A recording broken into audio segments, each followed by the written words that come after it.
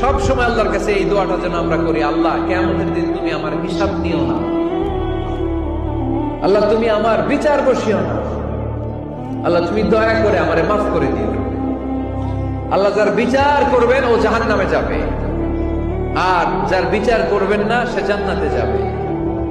আল্লাহ যদি বিচার করে আর পাই টু পাই হিসাব নেয়, নামাজ পড়লি না কেন, রোজা রাখলি না কেন, মিথ্যা বললি কেন, খাদ্যে ভেজাল দিলি কেন, মাছে ফরমালিন দিলি কেন, যৌতুক খাইলি কেন, ঘুষ খাইলি কেন, উল্টাপাল্টা করলি কেন, জিনা করলি কেন, একটার পর একটা প্রশ্ন বানে যদি সেই ভয়ঙ্কর দিনে আল্লাহ আমাদেরকে জর্জরিত করে, আমাদের কোন উত্তর আছে?